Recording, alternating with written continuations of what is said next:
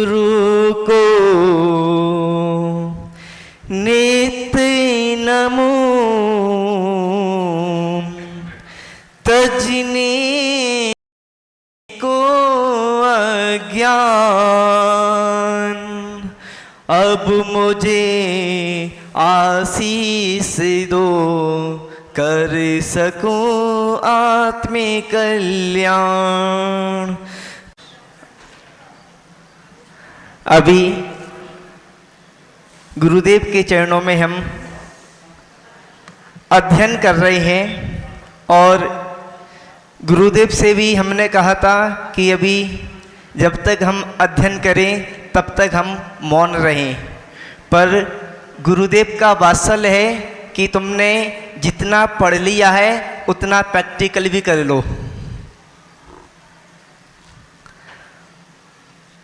वैसे जो भी बोलूँगा मैं अपना कुछ नहीं बोलूँगा, आचार्य श्री ने जो सिखाया है उसमें से मैं बोलने की कोशिश करूँगा, पर मुझसे त्रुटि हो सकती है तो मेरी त्रुटि को ध्यान ना देते हुए केवल गुरुदेव की वाणी को सुनने का प्रयास करना।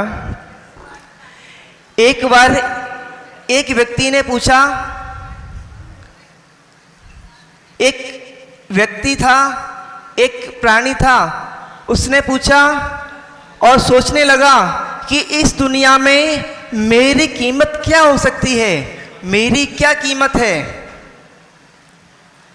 एक व्यक्ति अपने मन में विचार करने लगा कि इस दुनिया में मेरी क्या कीमत है। सभी लोग सोचते होंगे कि मेरी क्या कीमत है, मेरी तो कुछ कीमत होगी। सब लोग अपने मन में सोचते होंगे कि मेरी कुछ ना कुछ तो कीमत, इस संसार में क्या कीमत है। आप भी अपनी कीमत पता करना चाहोगे कि मेरी कितनी कीमत है दुनिया में। तो गुरुदेव से बोला कि मेरी कितनी कीमत है, क्या कीमत है संसार में। तो उन गुरुदेव ने उनको, उस व्यक्ति को एक पत्थर दे दिया, बोला कि मैं तेरी कीमत बाद में बताऊंगा, पहले तुम ऐसा करो, इस पत्थर की कीमत पूछ के आओ बाजार में कि इस पत्थर की कीमत क्या मिलेगी।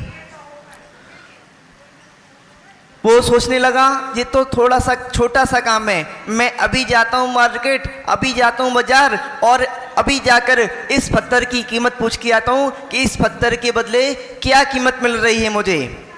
वो गया बाजार और बाजार में जाने के बाद में सबसे पहले उसको एक फल का ठेल मिला, फल का ठेल मिला, फल की रेडी मिली।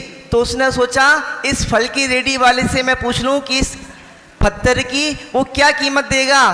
तो पत्थर की उस आदमी ने, उस व्यक्ति ने फल वाले रेडी वाले को उस पत्थर को दिखाया और पूछा कि तुम इस पत्थर के बदले मुझे क्या दोगे, इस पत्थर की मुझे क्या कीमत तुम अदा करोगे। तो उस फल वाले ने उस पत्थर को देखा और पत्थर को देखने के बाद में सोचने लगा चलो पत्थर अच्छा है तो तुम ऐसा करें ना, मुझसे 1 किलो फल ले जाओ इस पत्थर के बदले। उसने बोला कि मुझे बेचना नहीं है, मैं तो बस अकेले इसकी कीमत जानना चाहता हूँ कि इस पत्थर की तुम क्या कीमत मुझे दोगे। आगे गया, आगे उसे एक पंसारी की दुकान मिली। पंसारी की दुकान पर उसने सोचा कि इस पंसारी की दुकान पे मैं इसकी कीमत पूछूं। पंसारी की दुकान पे उसने उस पत्थर की कीमत पूछी कि तुम इस पत्थर की मुझे क्या कीमत दोगे।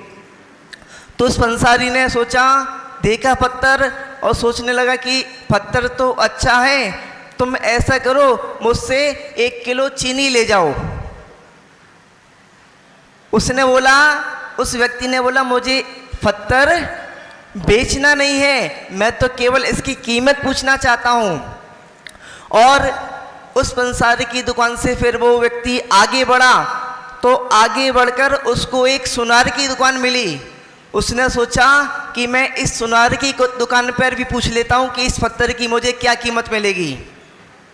सुनार की दुकान पर गया, सुनार को पत्थर दिखाया और सुनार ने पत्थर देखा और पत्थर देखने के बाद में सोचा कि ये पत्थर तो बहुत चमकीला और बहुत महंगा पत्थर है। तो उसने बोला कि तुम ऐसा करो, इस पत्थर के बदले मुझसे सोना ले लो, 100 ग्राम सोना ले लो मुझसे।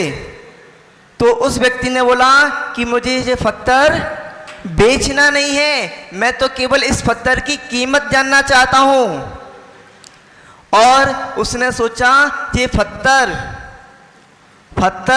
की कीमत, स्टोन की कीमत केवल और केवल जौहरी बता सकता है सही, बाकी सब तो अपने अंदाजे से कुछ भी कह रहे हैं। तो वो सीधा जौहरी के पास गया और जौहरी के पास जाने के बाद में उसने उस पत्थर की कीमत पूछी और जौहरी ने उस पत्थर को देखा तो देखकर आश्चर्यचकित हो गया।